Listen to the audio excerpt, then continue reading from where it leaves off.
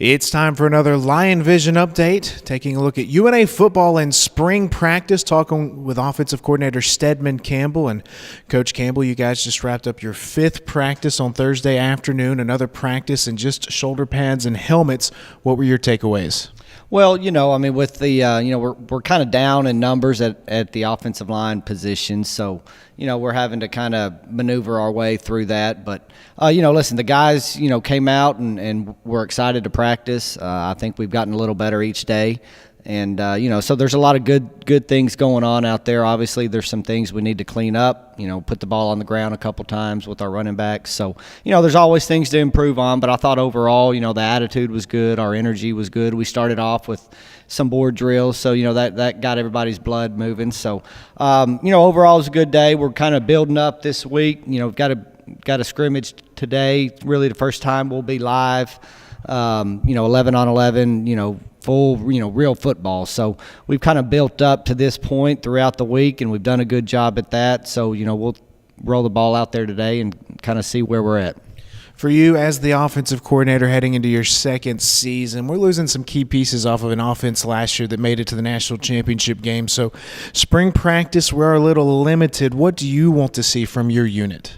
Well, number one, obviously when you lose, your quarterback, when you lose Jacob Tucker, a guy like that, obviously that's the most important area of focus going in. So, we're really looking at the quarterbacks. Blake's had a really good first 4 or 5 days.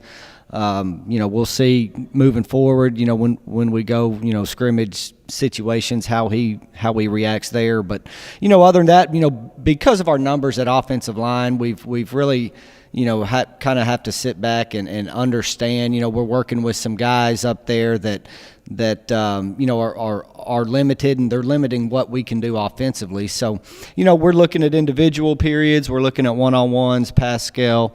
Really trying to evaluate, some of those wideouts and one-on-one situations that, in years past maybe we would, been able to evaluate a little bit more in a team setting, but because of where we're at offensive line, we're having to evaluate in other areas. So, there's a lot of guys out there that are new to our program. There's several guys that are new that we've kind of got to see where they best fit within our team, within our scheme, what we do offensively. So, there's a lot of a lot of evaluations that are going on, and we'll continue to do that over the next couple of weeks.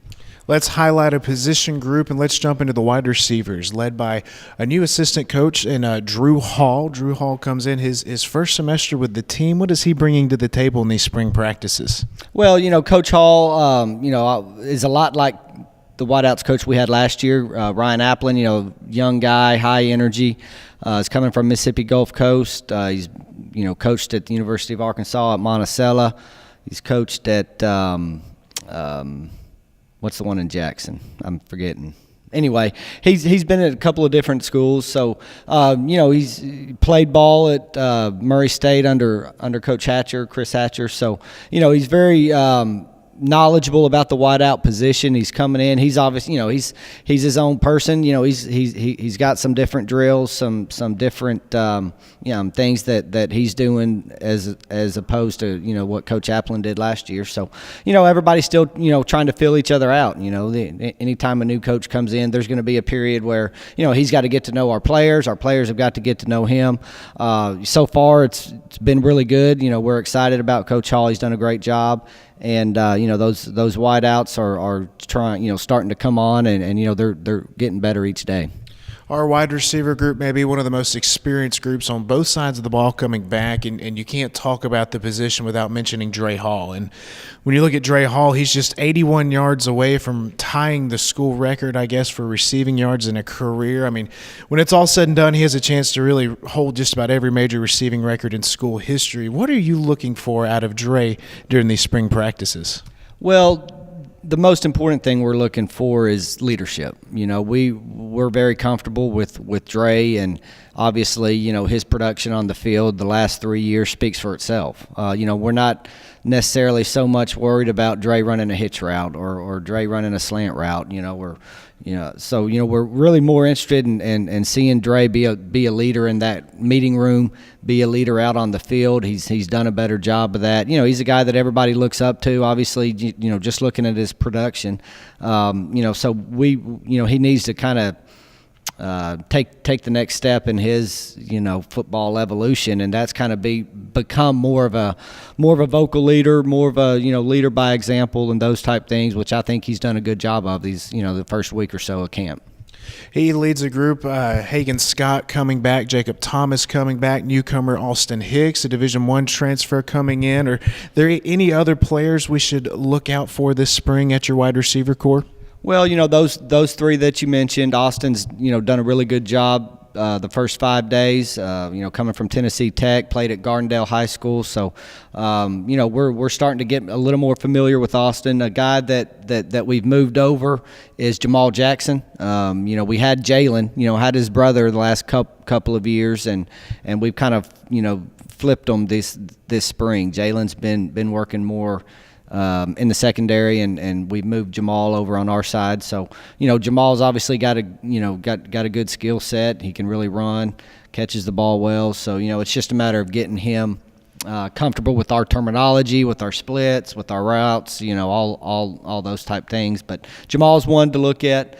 And, obviously we've got some incoming freshmen and got some guys coming in. But, this spring, Austin, Jamal, obviously Hagan, we understand what we're going to get from Hagan and Jacob. They're seasoned guys. They've kind of been in the fire, so to speak. So, they're a lot like Dre in the sense of, right now this spring, it's kind of bringing some of those young guys that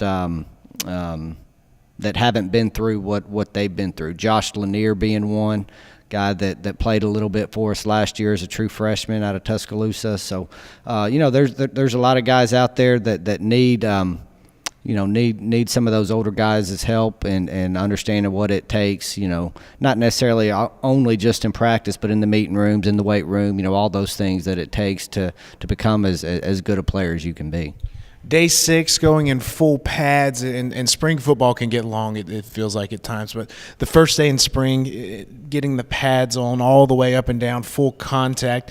Is there an excitement level that maybe compares to fall practice in today's scrimmage going full pads? Well, there better be. Anytime, weather's going to be, it's going to be a beautiful day here.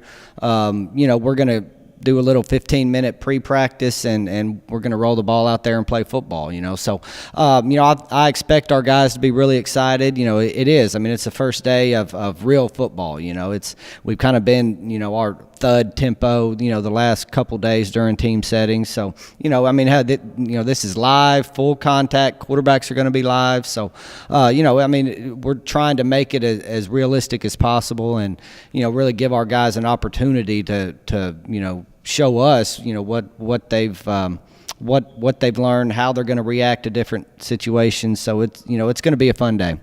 First full padded practice Friday afternoon, UNA football in the middle of spring practice. 2 more weeks, and the spring game coming up on April 22nd. Visit RoarLions.com to keep up with UNA football during spring training.